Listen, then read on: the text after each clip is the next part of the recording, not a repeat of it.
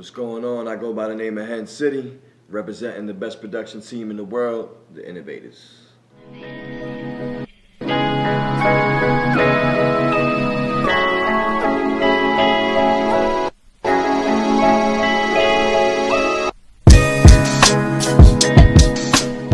Down with us today. Really excited to talk to you guys about your story. Love the music, love the work you've been putting in. So I wanted to start off from the beginning. How did you guys get to meet one another and start working? Well, first and foremost, thank you for having us, bro. It's a pleasure to see you doing your thing, so Yeah, for appreciate sure. you having us up here. And basically, long story short, A and I went to high school together. We're originally from Jersey City. That's where we grew up. And believe it or not, we weren't even that tight in high school. We had a couple classes together. And through some mutual friends in the neighborhood, we linked up who, they were doing some music stuff at the time, whatever. I was actually going to rap. AO was making beats. And, when I kind of like linked up with A and the team and we were working together, I fell in love with music production because I myself, like I was always into music. I took piano lessons and stuff like that, but I never got into the production side of it, like actually making beats, because I didn't, know too much about studio equipment like that. I didn't really have friends that were, in the scene. So when I met A, like in the music scene, and we started working together, it was like, I bet, and he was already in a place where, he had his little Mac, he had his little setup. So it was kind of just like, we just become best friends, like, you know what I mean? And we just started hanging out every day, making beats. At the time, our manager, Dave, our brother right there, shout out to D Money. He was my roommate because you were actually living somewhere with some roommates and that wasn't working out. So I was like, yo, listen, I'm gonna get us a spot, don't worry, we're gonna have a studio, we just gonna have fun, bug out, not even really taking it serious, like, yo, we're gonna make it, we're gonna go after this. We just wanted to just hang out and make music, like straight up. So D and I were roommates.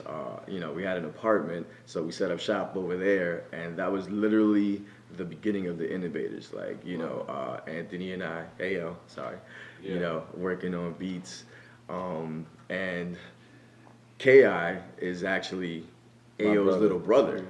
And he was always around. He was actually doing his own little thing, making music, but he was in high school. We're a little older than him, so it was kind of just like, like our little brother, just always with us in the background. And then, as he got older, we were just really just working well, like all of us, the three of us together. And he kind of just looked at me one day and was just like, what's good, man? I'm an innovator or what? We're like, hell yeah, bro. Like, you know what I mean? So once we really just got the three of us together in the same place, in the same zone, that's where things started really taking off, and that's where we really started working, like, on our sound. You know what I mean? Got you. How long was it? How long was it back till you guys like started moving in and were cooking up? Like, when was that? Like, because I know you guys have been really working together for a while, and not to beat around the bush with the question, I just wanted to say the importance of me asking that is, like, a lot of people, yo, we're gonna do this and that, but it's like, yo, you guys been doing it for like 6 years, like a long time, like, like, how long has it been since you guys got to this point, So, A and I started working together 12 years ago. That's what I'm saying. 12 years ago. This is not something like that just happened grind. overnight. Right. Like, we're talking about, I think he was 20, I was 21. We're young kids, we got an apartment, and then a couple years, maybe 3 or 4 years after that is when Ki really started like joining the team, officially working with us. So this grind has been going on over a decade. Right. And it's a beautiful thing because you perfect your craft. Yeah. When you see your hard work come to fruition, this shit's amazing. Yeah. What were some of those first few moments when when you're working on something, but then you hear, or you get those little accomplishments that kind of keep fueling you forward? Like, do you have any memories where you're like, oh shit, like we're getting, this really helped us keep pushing? Because it's hard to keep that consistency up, like, I want to hear from one of you guys, like, oh shit, when this happened, that happened, this really helped, like, this is gonna get real, you know what I'm saying? Well, at the beginning, it's interesting because at the beginning, you're learning each other. You're bouncing off each other. What's his groove? What's my groove?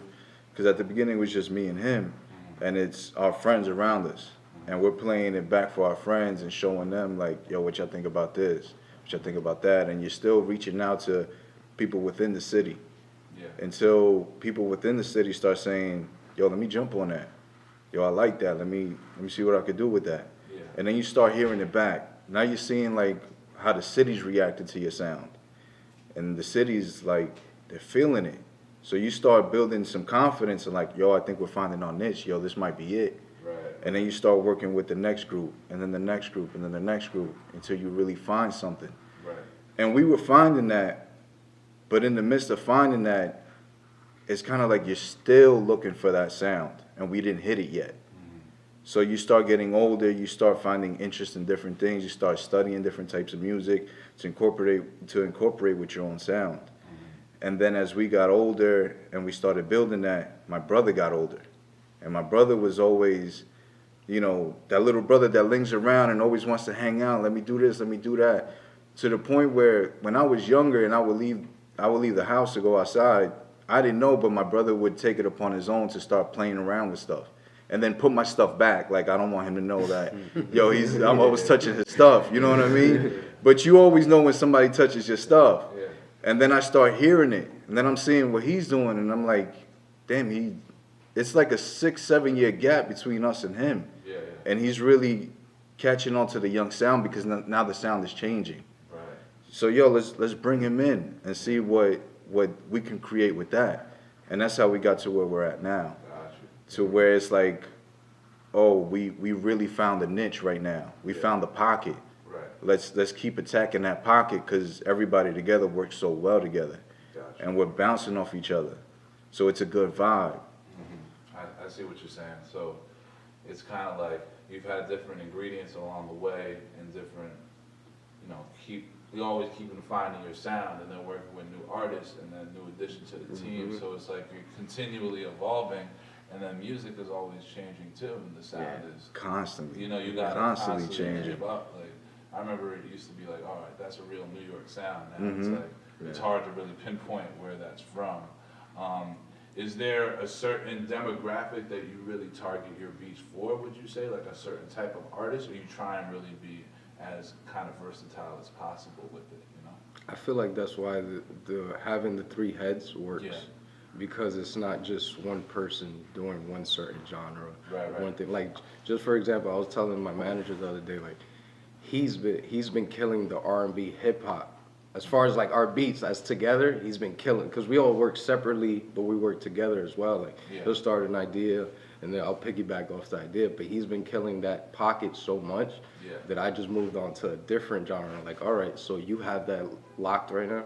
I'm gonna work on the Spanish area, the hit, like, you know, the different international stuff, and then they put their inputs on what I do. Because at the same time, I've noticed like all of us work 20 times better together. Yeah. We work amazingly separately, but we work way better together because there's a lot of stuff that I lack that he may pick up on, or like his specialty is doing like maybe arrangements or in that track. And then he's very melodic, and I'm more of a percussionist. So like you mix all of our heads together, it's kind of hard to say what genre we could face because we literally attack every single genre: R&B, hip hop, Spanish, every single genre you could think of. And then we'll also try to innovate a different genre, like make a whole different genre, or mix 3-4 different genres together. Right. And just like, you know, imagine different 3-4 different artists that have nothing to do with each other and be on the same track. No, that's So I can't, like, you get what I'm saying? Like, we can't really say what genre we cater to because we cater to every single genre. Yeah. So that means you can be really limitless with the type of talent you can work with, which is great, you know. And then to lead to like kind of talking to one of the segments based on, I know you've worked with some artists and even some we've interviewed, you know, like SuIe, like, and a lot of like, and like LoVel that we know as well, like more R&B. So I kind of knew it was versatile, but I also wanted to see like, like when you're working with artists, everyone kind of wants to know, all right, from the outside looking in, what makes this guy like really good? What makes this guy great? Like what separates artists? But I feel like producers are the smartest people to ask because they're really in the lab with them.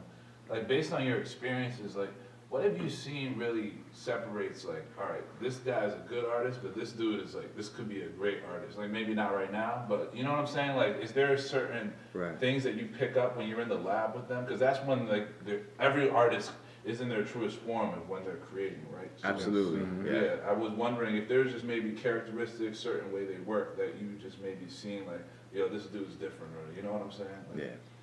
So every artist, you know, obviously is different. They can have like similar styles, but I think what separates an artist who's dope and who really has the potential to go somewhere is their work ethic, because talent is talent, and this is art. So at the end of the day, it's an opinion-based sport. You know what I mean? What I may like, he might hate, and take it from us because we're a team. You'd be surprised how many times we disagree on shit. Yeah. Because like to piggyback off of what K.I. was saying, all three of us on our own are phenomenal producers. Yeah. Like he can produce your whole album, he can produce your whole album, I can produce your whole album. Yeah. But what makes us special is that not only are we super dope on our own, when we come together, we're bringing our different styles and giving you like that crazy, you know, energy and that crazy sound. Like, you know what I'm saying? It's kind of why we chose the name The Innovators. We never really wanted to do what was popping and what everybody was doing. You know, you have to stay within the times, obviously, and you know, because you're doing it for the people, but you got to do what you do. And some of the artists, like even the ones you've mentioned, SuIe is a beast in the studio. Yeah. Like he comes in and it's just like, He's ready to work. like he's just ready to work. Yeah. You know what I mean? So everyone's different, but like I said, I think the work ethic. So Right. those artists that are hitting us up, like, yo, what's up? You hitting the studio today? What we doing? Da da da. A lot of times we'll just be vibing, chilling, you know, listening to some beats, and then, oh shit, that's yo, I'ma hop in. Let me hop in the booth. Let me go, yo, lay this down. Like, Yeah. it's an energy that has to just flow naturally, you Right. know? Like, I don't really go into the studio and, you know, I don't really think none of us go in there and say, like, yo, we gotta do this, we gotta do that. I think we just start fucking vibing, chilling, talking shit, like, yo, what's up? What you wanna do? You hungry? And then that energy, the vibes in the studio, you know? So I think that's what really separates Things kind of artists. have to be, it's Yeah. organic, and then the work. It has to be too. organic. It's so much better when it's organic. It has to be because organic. when you're forcing it, you can see it.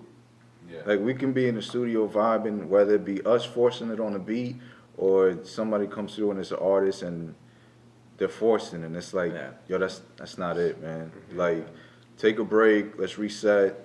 Whether it be like, yo, let's bounce back within an hour or two, or yo, maybe you need a day off, go do something, go experience life. Yeah. Because more than anything, like when you experience life and you're going through something, it helps your creative process. I like that. Because as far as like I can talk as far as producing wise. For us, when we go in to produce, it's emotion. Yeah. It's, yo, what am I feeling that day or at that time, at that moment, and it comes out. With the artist, it could be the same thing. Like, yo, you're going through things at home, it might come out in your lyrics. Or, yo, I had a great time last night and I met this girl, or, you know what I mean, the vibe was off the hook. Yo, let me talk about that. Right. So it starts to come out when you start projecting life into what your creative process is going. Yeah. So when you incorporate the two, it helps a lot. Gotcha. As well as, yo, we're all chilling, it's good energy, it's a good vibe, everybody's loose, nobody's tense. But if you're coming in tense, it kind of makes you feel like this might not click today. Yeah. Like, so let's not force it. Like, I got let's you. just chill, let's reset, and we come back. Because, like, let's say from the more business side of things, right? Let's say I'm a label, I'm running a label, right? I got the Innovataz, I got a big budget, you guys are producing the whole thing, but we got 6 months to get this shit done. Like, this is where I always like to talk about, because it's like, you have that creativity, you can't force it, but there's still like, there's time limits, right? Like, what happens, are there ways to kind of, because, you know, when you have to just hit a deadline, like, what are some ways to kind of work organically through that? You know what I'm saying? Because it's like, you still have to get shit done at the end of the day, and you can't force it. So it's like a difficult dance, you know? So we're actually going through that with SuIe right now. Yeah. So we I think like a couple of weeks ago, he set a deadline, like, hey, I want to get this done. So I've noticed with him, he'll take the 3 days that he has off from work, he's always in our studio. So he'll hit us up and set a schedule. So I feel like when there's a deadline coming, you already know where the deadline is. That means that we have to do this certain amount of work, whether it takes 12, 13, 14 hours, 15 hours, or if he comes in for a couple of hours and then the next, or he'll take it home and finish it at home. So I feel like I feel like that's one of the first time I've been on a schedule where I have to get certain things done by then. And that helps that we have three heads too, because it's not just one person working. Like me and him are very intact on making sure that we just get a lot of stuff done, or all three of us, not just me and him. So like with SuIe especially, like for SuIe we have a project, so that means that in our heads we have the time limit. So not that we don't go in and always make a beat for SuIe, but 9 times out of 10 it's in the back of our head, like one of these beats are gonna be for SuIe because that's what you're thinking about. Well, that's what I think about. So like with him, this is the first time, so I've noticed it with a schedule, it helps because, and that what brings up his, like what Henry said, like piggybacking off his work ethic. Like his work ethic is always working, so we're always gonna be with that, that work ethic, and always want that work ethic like reciprocated. Right, of course. So I feel like with him, that's what would happen. Better to set schedule. And there's been times like I think there's been one day where he's come and just he just vibed out, just like literally just wanted to have conversation with us. He didn't want to record or anything. He just wanted to chill with us. And then the next time he comes and records. So I really feel like it's like a vibe, or like you said, you set schedules to make sure you meet that deadline. So you're not forcing it, even if, like he says, like even if it feels forced, all right, we'll come back the next time. Yeah. Or you go home and listen to it for the week. Yeah, exactly. That makes a lot of sense. That's and like with artists, like let's say a SuIe, like do you think there's a lack of artists like that are, because for him he kind of brings it back to me, where it's like there's hope in the game. There's there's shit, lack. you know what I'm saying? Like, do you think there's a lack of artists really telling a story? Because I feel like he has there's always meaning behind his tracks. I think what it is I don't want to say a lack. It's just that if you look at now compared to back in the day, everybody's always back in the day. You got to understand the new generation now and how things changed. Everything is easily accessed. Yeah. Like, you could upload a song quick. Right. Where back in the day, it was like, we got to work on this, hold it for a little bit, and then feed the streets. And then see how the street reacts. Yeah. And what kind of wave is it. Right. So, every genre has their story to tell. It's how they're telling it. Yeah. And just because you may not like it, or we may not like it, or the next person may not like it, doesn't mean it's not hot. It just means that that's their sound. Now, when you find someone that you can create with, like how you say SuIe, we click because it's just, we bounce well against each other. So it's like, that shit you're spitting, I can make you something gritty, or like I can make you something so that it comes out of you. Right. Or sometimes you hear stuff that he's saying, and it's like, all right, I gotta come correct. Like that next joint, when he comes, we have to like blow his head off. To the point where it's like, I need to get you stuck and really think about what you're gonna say. Right. So it's a good energy, and even that goes with us when we work. Like, I feel like at times we're our biggest competitors. It's not even the producers outside. It's the three of us when we link up and we're working on something. It's like, man, I'm gonna do this because I'm gonna show them off. Like, I'm really about to fuck their head up when they come in here. And then the next guy comes in and it's like, I need to jump on that. Right. I need to get on that. So it becomes that type of energy. That's good. So you guys are constantly pushing the envelope forward for one another. You know? Oh yeah, we compete a lot. Yeah, that's good. That's compete a lot. That's what you got to do. And then I wanted to ask in terms of maybe other producers or people when you were like younger. Were there people or artists you really looked up to, or people that were really behind the scenes on the producer side that you really saw doing it, that maybe gave you some inspiration or maybe continue to today? Absolutely. Yeah. I mean, I feel like, in the era where, or at least A and I, because, we're a little older than Jonathan, the era that we came up in is where you really saw music, and especially just, not to box ourselves in, but like hip hop and that culture.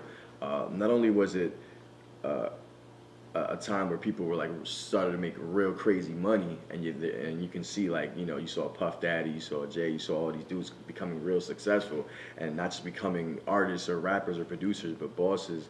But you saw the culture shifting hip hop into the new rock and roll. Yeah. You know what I mean? So it's like seeing that and really believing in yourself. You're kind of just like, yeah, I'm gonna do this.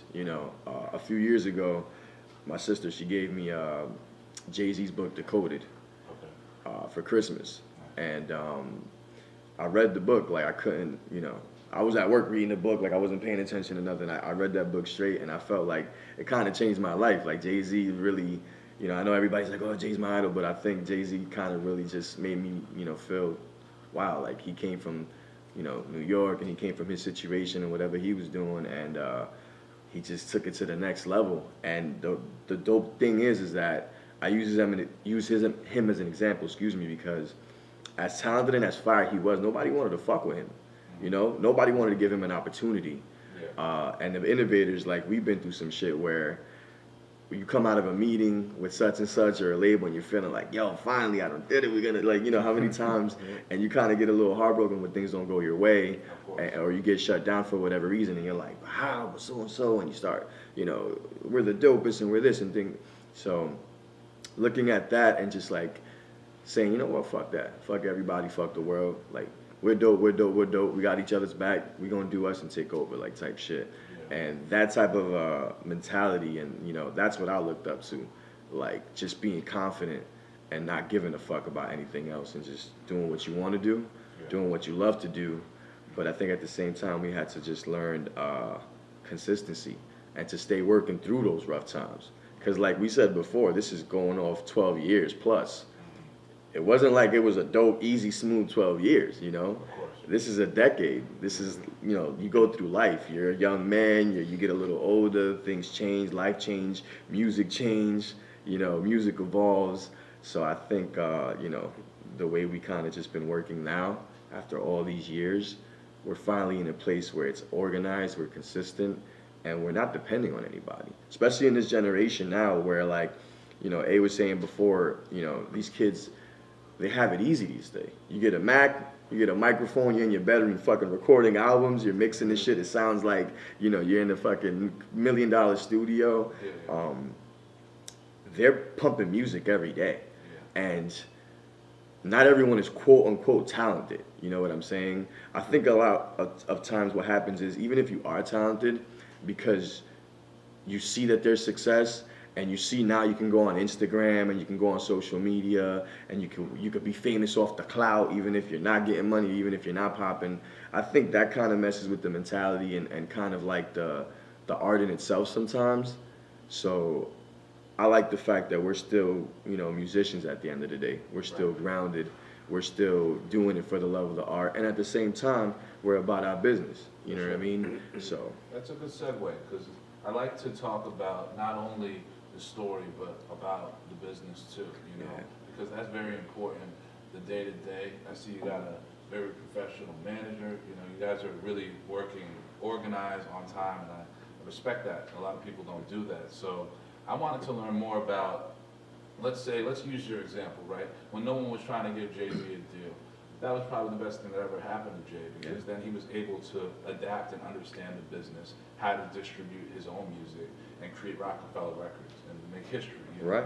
So, like, using that kind of self-sufficient model, like, what are some ways you guys have been able to really set up, like, your own business that maybe more producers can learn from? Because, there's a lot of opportunities out here, because you guys are really have a great craft, and once you have a great craft and something that artists and other people can use, there's money to be made, right? So can you take me a little bit behind the scenes about what the business of the Innovataz consists of a little bit?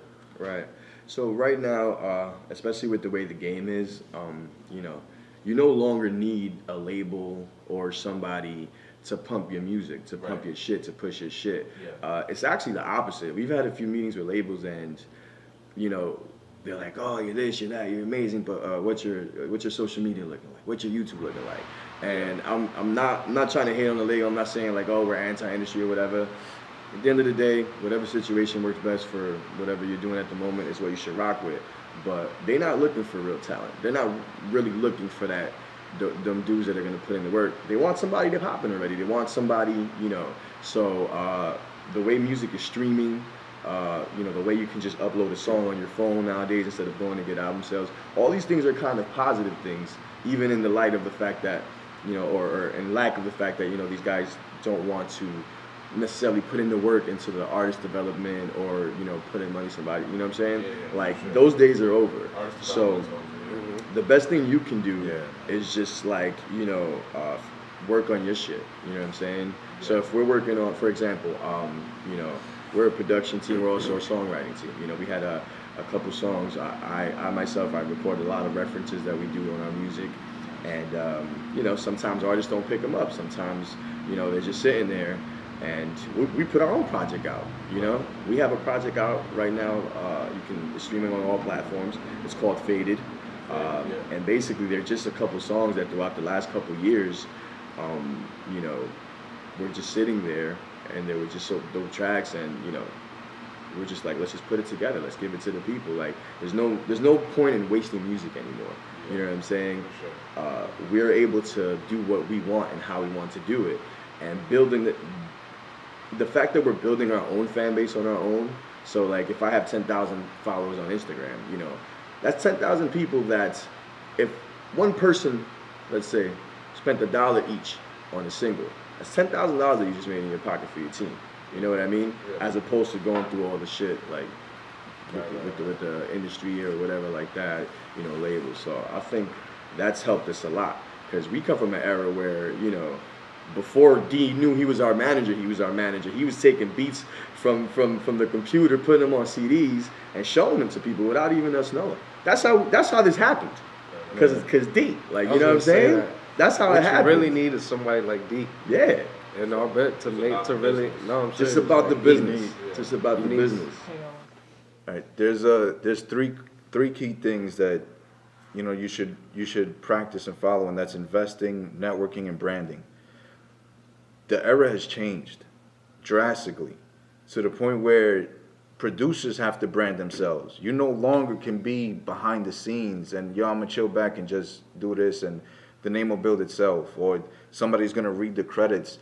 Like, I remember as a kid, the most exciting thing was getting a CD, opening up the booklet and reading the credits. Like, yo, who produced this? Who produced that? A lot of times it doesn't happen now because they can't put a face to that name. So now everybody wants to put a face to the name. Like, yo, I keep hearing the Innovataz, but who are they? What do they look like? What are they doing? Where they at? Like, what kind of vibe are they? Like, what are they doing on their social media? Like, how are they making their beats? You start looking at that, because we do it. We do it with everybody else that we look up to, or we look for influence and stuff like that. And it's, yo, how'd you adapt to how the culture changed so much? And now as far as business, it's, you got to be out there. You got to be, now it's to a point where I can't just hit you up. Now I got to touch you. I got to go out there and grab you. Yo, come here, listen to this. Or like, you're having an event, let me go here with you. Like, damn, we could really click with you. Like, let me show you what we got. Because it meshes well with what you're trying to do. And then investment, you got to go in your pocket. Nobody's going to give you $10,000 here. You got to either find a way to make money, which you do it with merch, or you do it with selling studio time, or selling beats, or whatever the case may be. But you got to find a way to invest. Right. You got to put money into it, because nobody's going to do it for you. Sure. And you have that no matter what attitude.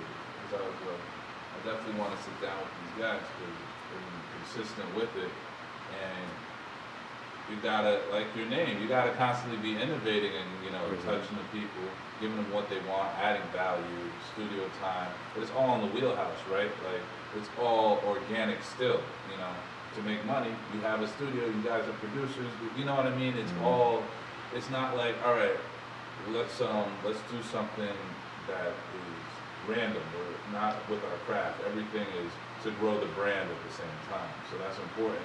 And to take that a step further, like, what are some ways that artists could get in touch with you guys to start working in the, you guys, your studio is located where? Our studio is actually located in Hoboken. Hoboken, so you're right Yeah, there. we have a nice spot. It's really easy to get to. Okay. Mhm. So what's the process like? I'm an artist, I wanna work with the Innovataz, how does that work? Talk to my manager. No, we have an Instagram. We have Instagram. We have Twitter. What's we your have Instagram handle? Instagram is the.innovators. Okay. And damn, I forgot the Twitter. The Twitter's the same. It's the same thing. Oh, it's it's the same thing? Yeah, Alright. just say like, you know, the contact and everything is on there. So. Okay. Yeah. So the contact is on Instagram. The Twitter is the.innovators as well. You could reach out to Dave, our manager, if you want to book any sessions. And trying to think. What And it's just do we easy mention as- beat? Oh, Yeah. It's easy as hitting us up on the DM, man. Like, it ain't hard to reach. We keep talking about how today's day and age is so accessible. Right. It's, you know, you don't have to, you have to leave your house, but you kind of don't. Like, I could be walking to the train and just look on the gram real quick and, oh, the Innovataz, let me hear what they got on the train. You hit on the train, you're like, damn, I like what they playing. Let me hit them up real quick. Yeah, for sure. You like the way our studio is looking to set up. You want to come set up a session that ain't nothing but a DM. Word? And we open up the conversation, and then our manager D handles everything. Okay. Dave gets the ball rolling. Anything that need to get done, he gets the ball rolling.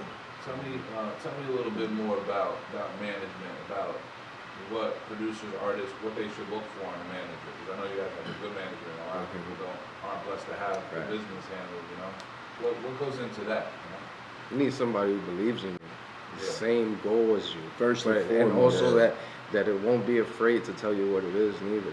And always be honest, like, you know, push us, like, yo, you guys have to be here. You can't be here. Yeah. And that's what I feel like our manager does. He believes in our dream so much that even you know, everybody's human. When he senses that we're lacking just a little bit, we got to get back to that. Right. He never, a manager like the way we have it does not let you fail whatsoever. Because he And a believes in- relationship. And also, yeah, You friendship. build such a strong relationship with your manager that it becomes family. Because we're all brothers. So we're fortunate that we all grew up together. But even if you are looking for that manager, like just for an example, like Dave, yo, good morning. Yo, how you feeling, bro? Because it's important to him to know that we're in a good space. Because then he can't work. And it's the same thing vice versa. If he ain't in a good space, then we can't have him doing what he has to do. And your manager needs to be hungry. I mean, like kicking down doors. Relentless. Like he needs to believe in you as much as you believe in yourself. Because he's willing to give up everything just to make sure that your dreams are gonna happen. So I think that's very important. Because you have somebody that doesn't believe in you, they're gonna do things half-assed. They're not gonna really work as hard for you. Yeah. Can't have somebody that's in it because they see a dollar sign or because they see potential in you. You know what I'm saying? Like I said before, like the reason why the Innovataz are here, like before even thinking, yo, you know what, we could really do this, we could be professional, we could take it to the top.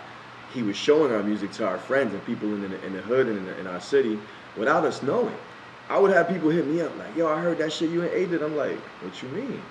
Yeah, I seen D. I ran into him in the building and he was showing you them. Yo, D, you showing people shit? Yeah, bro. Because he was a fan before anything. You know what I'm saying?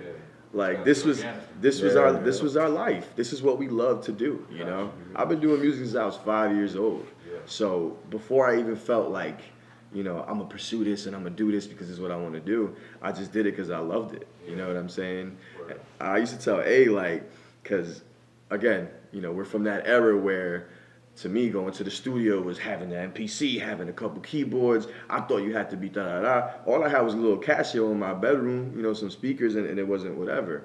So when I really started clicking with him and working, and Dave showing our music at the same time, it just happened. It's not like we sat down and we was like, all right, this is what we're going to do. We're going to go out here, nah.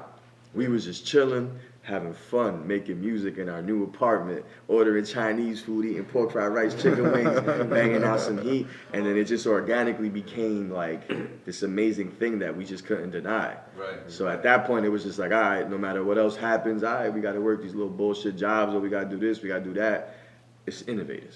And I love that because it's like a lot of people can get lost in the sauce, meaning, oh, we gotta be here, why aren't we there? Like, you know what I mean? And it's like, I feel like there's a lot of gratitude I hear from like all four of you, your manager too, like, you guys are happy to be, you respect the journey, you know? You gotta really respect the journey, because it's like, I'm sure you had time where like, yo, I'm not feeling this really, you know what I'm saying? Like, Yeah. you know, but like those days are gonna happen, you know what I'm saying? Man. You have to really say, you gotta respect the process, and I feel like that's one of the biggest problems I see in the music industry today. Is like, people are just think it's gonna happen so quick. It's like, that dude you see making a hit, like, yeah, you might only have heard him in the last 6 months, but that's probably 10 years in the making, you know what I mean? Yeah. Like, so, I think you'll get a lot of success with that mentality, man. You gotta have that, you know? Especially now for us, it's a little easier because we're all in a place where we're in sync and we're in a great place. Right.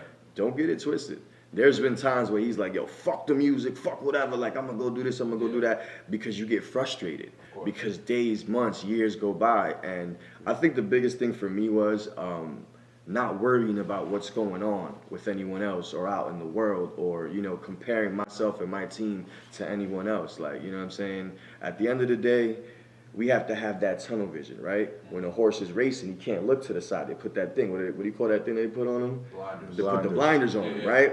And I feel like we were just having this conversation, D and I, not too long ago, where, you know, I had to really put the blinders on myself and not get distracted, because, you know, I'm the kind of person when I'm focused, and then I got these two brothers right here with me that when they're focused and when they're on 1,000, we're unstoppable. Right. So it's like, I know everybody, you know, oh, the energy and this and that. Yo, that shit is real, man. You know, when you're in a good place and you're speaking it into existence, but you're putting it in the work, you know what I mean? Yeah. And after that, you know, at the end of the day, it's up to God. It's on God's time. So if I could say anything to anyone who feels like they want to give up or whatever, like, there's no time limit, you know, there's no rush. And for whatever reason, this is your journey. This is your process. Love it. Appreciate it, you know? Because when you get to where you want to go, that shit's just going to be worth it. Right. Try and smell the coffee for 20 seconds a day. Yo, and just you think know? of the things you're grateful for. Yeah, that's it, man. And the thing is, you're also going to go through a lot of ups and downs, no matter what, because everybody has their own personal life. You know what I mean? He has his personal life. My brother has his personal life. I have my own personal life. Like, I'm the only one in the group that has a kid. My son is 14, just turned 14. I got another baby on the way. So that alone helps motivate. Now, is it time consuming? Yeah, but you still got to find time. Whether it be that you're finding time for family or you're finding time to build your craft, you still got to find time. Like how he mentions, we've been doing this for 12 years, but everybody has a musical background. Whether it be that he's been learning how to play the piano since he was 5 years old, or me and my brother growing up in a house full of musical influence from my dad, because our dad was a musician. So you start to pick up on things. You know, you start to learn, you know, you start to appreciate what it is. Seeing my dad practice every single day. And my dad's not a famous musician or anything like that, but he would just practice every day no matter what. He would carve out that time. And then at the same time turn around and grab us and be like, yo, listen to this, listen to that. And not so much his craft, but the music that he grew up on. So like we're all Dominican, and me and my brother we're mixed with Dominican and Puerto Rican. So we have that Latin Afro background to where we grew up listening to that. And then we also grew up in a multicultural area in Jersey City where we grew up with everything. Our manager Dave is Egyptian. So we're all multicultural. We all bounce off of everything that we grew up on, whether it be the food, the culture, the music that you listen to. You try to incorporate with everything that you're doing. And it helps bounce. And it helps whether it be with your family life or stuff that you're doing with building up this craft. It helps. So it makes you appreciate a lot more than, damn, I just did that in 10 seconds. It blew up that quick. Right. Yeah. You know what I mean? Right. Yeah, because that can be the gift and the curse with the technological age that we're in. You know, that things can blow up that quick, but then things can kind of diminish it. What I feel like you guys have is that marathon mentality to really put in that consistency and be grateful for where you're at.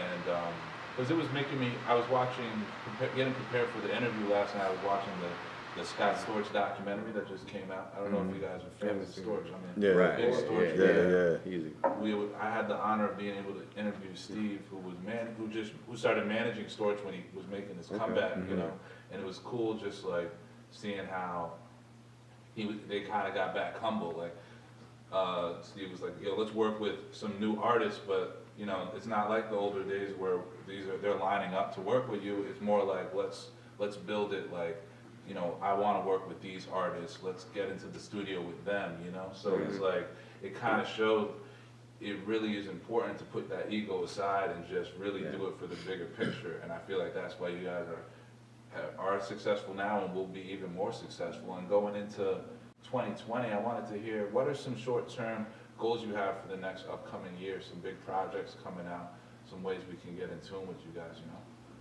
We got a few things going on right now. We've actually been very busy. So like we said before, one of the projects that we're doing is with SuIe. We're producing his whole next project. That's gonna be we've been in the studio with a good friend of ours, Mark Isaiah, who's a phenomenal singer. You might be familiar with him. He was on The Voice a few seasons back. Nice. Super dope. He also was performing with us actually at that showcase we did, the one you mentioned in Harlem. I missed. Yeah, he performed a few tracks that aren't even released yet, and it was getting great responses. Okay, cool. We're working on a few things. We got our boy Lego too, out here representing Brooklyn. We have an album that's mainly produced by us. Nice. Mainly us. Shout out to LoVel. Yeah, LoVel's dope. We keep him busy. We're also working on the follow-up to our EP, which is out right now. We were saying before, it's called Faded. That's more of the kind of eclectic, cool R&B, hip-hop vibe.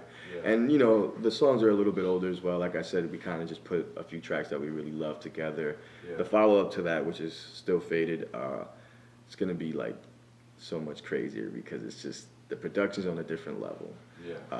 You know, my writing and even just me as an artist performing, singing, like, we've been doing a lot more of that as well, not just being behind the scenes, because like A was saying before, producers basically brand themselves now as artists. Why not? You know, you're doing as much work as the actual. To be honest, sometimes, and no shade, you know, no hate or anything, but I've seen producers mold artists. You know, a guy might have the look, he might have the swag, but yo, when you be surprised how many dudes really need to learn like music and learn how to rap or learn how to sing or whatever. So, you know, I'm just happy that we're able to do us, you know, so we're working on our follow-up EP to Faded.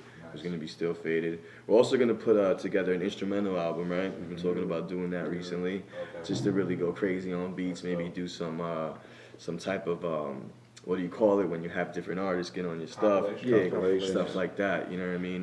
Yeah, what do you think about this?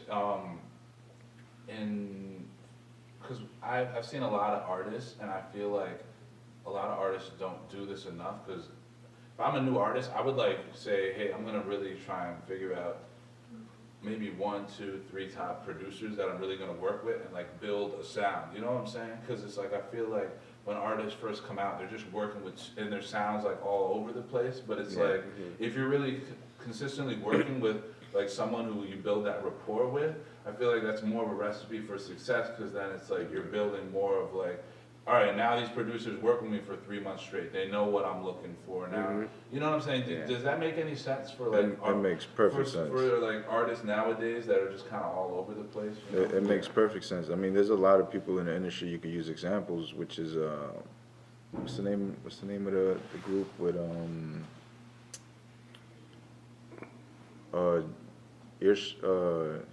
Ray Schmurder? Oh, Ray Schmurder. So them, you know what I mean? Like, they blew up because Mike Will took them, molded them, and he was the prime producer. Right. He built that sound. That was his sound. You could take Drake in his early years with him and 40. That was the sound. They made that sound. So it's the same thing. Gucci and Zane, same thing. You know what I mean? Dr. Dre. Dr. Dre and them. So it's the blueprint is there. We've seen it over the years, and that doesn't change. Yeah. It could be the same thing now.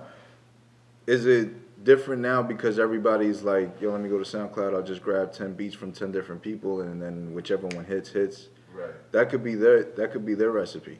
Yeah. But It's not like that won't work. But not that it won't work, but it's like you said, longevity-wise, longevity, you want to build that relationship with your producer and artist to Right. where you get to the point where you can just bounce off each other.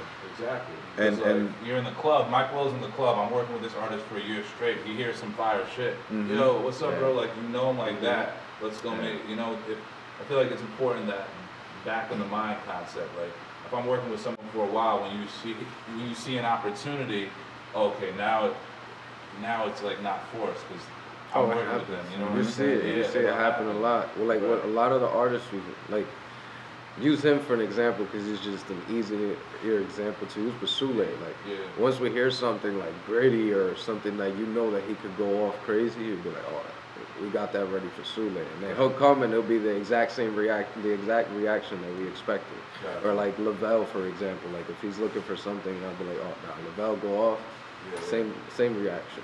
So Well- I feel like it's always in the back once we start working with those artists, Yeah.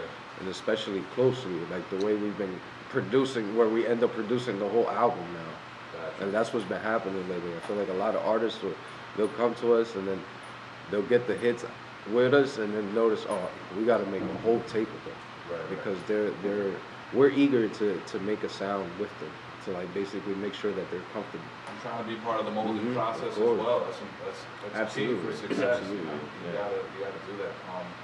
And I wanted to ask before we get into some of the segment questions, just maybe some advice for some up and coming producers. Let's say, like, if based on your experience so far, like, what would be some advice you would give a producer that's, let's say, I'm about to.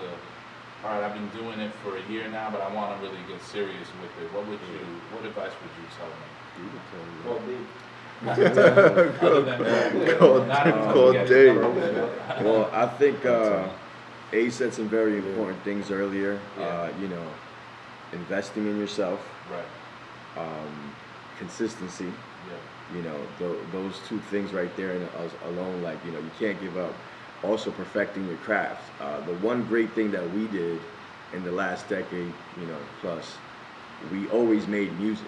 Even if we were slacking in other departments, even if maybe we weren't out there as much or promoting or work, we always consistently, like, we're best friends, so we hung out every day and we're making beats every day. Yeah. Like, just perfect your craft. Like, be original. Don't worry too much about what's out there. What's out there is already out there. Somebody once told me, if you're trying to sound like what's popping right now, you're too late. Yeah. You know what I mean? Yeah. So just do you. Like, don't think about it. Stay original. Yeah. And to add on, sorry. No, go ahead. I just want to add on what he said. Yeah. Networking and traveling is definitely a good thing, because I noticed when, like, we've traveled, to different states to work with different artists. Yeah. But a moment when we were in Atlanta, there was people that were on, like, a prime example, like 21 Savage's main engineer was there, Yeah. and we never met him. Yeah. But a lot of people in that room, in that studio, knew of us. Like, as soon as, like, even people that we've never met, they were like, oh, y'all the innovators, y'all like the new Justice League. And like, even like A&Rs that were up top already knew of us because of the artists that we were working there. So I feel like traveling helps a lot. Like, For sure. especially networking, because you never know who you're gonna run into. Yeah. Like, Yeah, never. don't be afraid to go out of your city because, believe it or not, like, love where we're from, but we've had more success working with dudes outside our neighborhood or dudes that we didn't know growing up. Right. For whatever reason. And don't get it twisted, like, some of the very few, artists in the beginning that we were working with were dudes that we knew, and it was great. But for whatever reason, we've had a lot of success, like, just going to different places. I think, personal feelings and egos and stuff like that aside, sometimes when it's just fresh and it's new and it's based on the music, Yeah, 'cause and it's then just about the it's business. just about the music Yeah, at that yeah, moment, it's it's a about little, Right. I don't know. I don't want to say easier, but don't be afraid to go outside of your comfort zone. Is basically what I'm saying. For sure. So And- networking is important. And one thing that you don't learn, you're not going to learn it in the classroom. You're not going to learn it unless you're willing to really, really do your homework and know someone in the industry. It's, have your paperwork right. Okay. Your paperwork is the most important thing ever. Like, you do it for love, but you also want to make money off of this. Right. You don't want to just do it for free. And so many times you give out a beat and you see no revenue, nothing coming back from it, but that artist is spending your bread, and you don't even know it Facts. because your paperwork's not right. Right. So make sure your publishing is in order. Make sure you got your pro right, your BMI, your ASCAP, whatever you decide that you feel comfortable with. You have to go to them and do your homework. Like, everybody may not run to the same company, but you got to do your homework, what you feel comfortable with, what you feel the right avenue is with you. If you want to make revenue off of anything that you do, whether it is selling beats, leasing beats, synchronizing beats for licensing to be on TV and film, video games, like, there's so much money out there that you can make, that it doesn't just have to be, yo, let me grab an artist. That's not the end all be all no more. Like, there's so many, everybody needs music. Yeah. And if you have the gift to create music, then you can make money off of it. You just have to know how to do it. Right. You gotta study the game, man. Mm-hmm. Nah, that's a fact. Well, I think we're pretty much good. I hit all my questions.